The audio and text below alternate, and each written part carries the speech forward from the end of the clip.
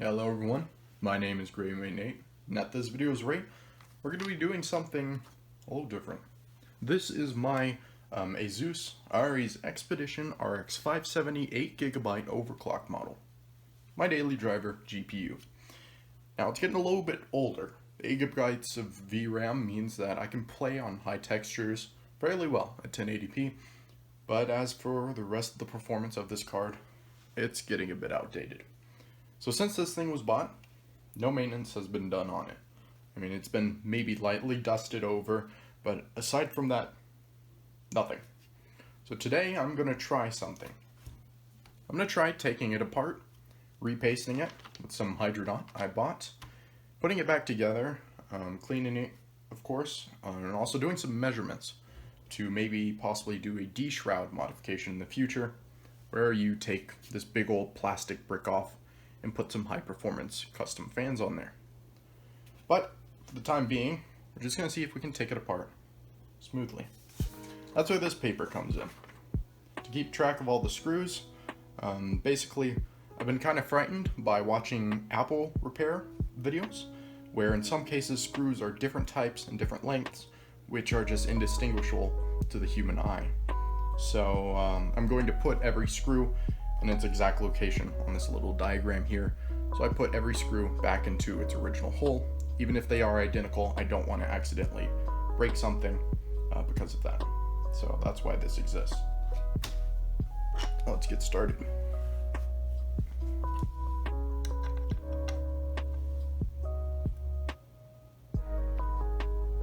I am using a pretty large screwdriver here, but there doesn't seem to be very much force related to this, and as you can see, boom, tiny screw, put that in the top corner.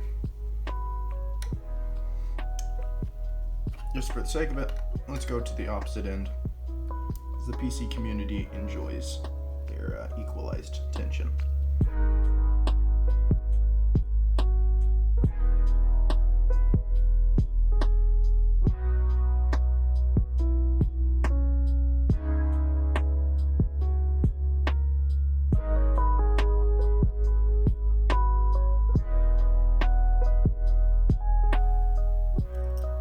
Looking to pick up this card, I do recommend it. It has lasted very long. In my opinion, it looks very nice. It's quiet. Let's see. It does have a white LED next to the power connector that does not turn off, and it shines right into my eyes when I'm sleeping. I feel it's a little bit loose. So let's see. I think the shroud has already been disconnected. Now, the next part is apparently the most difficult. Even though I've never done this, I have done my research. The fan connector. The fan shroud pops up just like that. Very cool. Hey, look at that. Now getting this thing out, this is going to be tricky. Let's see how this goes.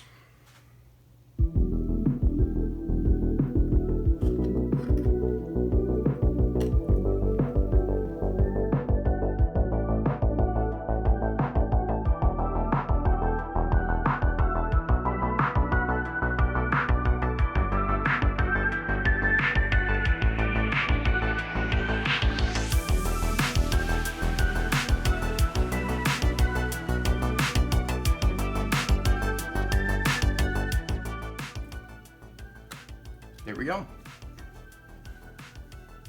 Really, people in YouTube videos, they make that sound much more difficult than it really is. I mean, that was not very bad.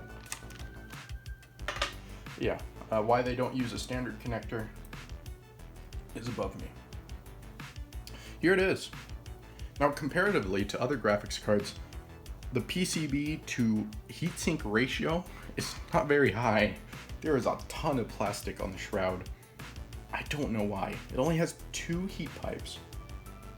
Yikes. Yeah. And I don't know enough about computers to... are they copper? I sure hope so. I don't know if you can have aluminum heat pipes. It is pretty dusty, but really not that bad from around 3 years of use. Not bad at all. But we're going to try and go further and take off these big locking nuts on the back. Alright, Here we go.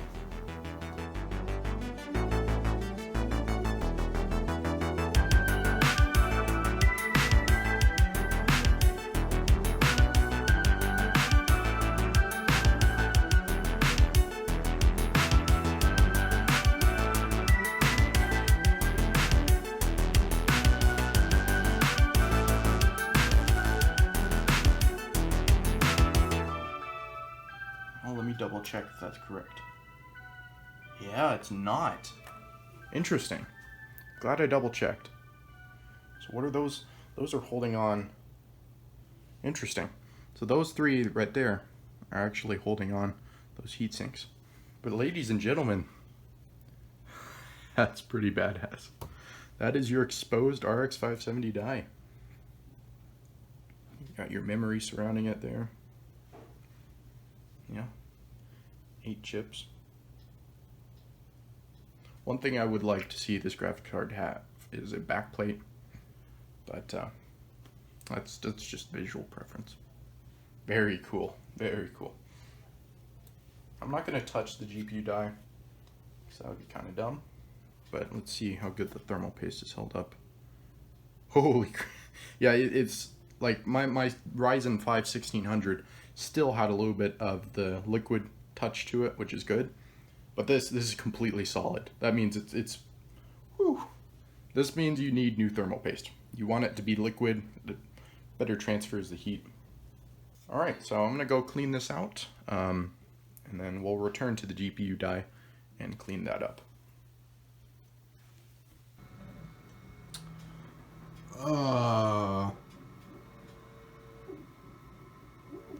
I didn't record anything else. Alright, well, short story. I dusted out the heatsink. I put the Hydronaut on the die. I just used a pea-sized amount. Didn't really spread it out, and it applied just fine. Really, you can just use to your preference what you think is good. I thought I recorded more, but I'm using my computer now. There it is. There it is in the computer. Works just fine. I can't really compare temperatures because I moved from my H500 to an H210, so of course temperatures were going to get worse because the GPU has less ventilation.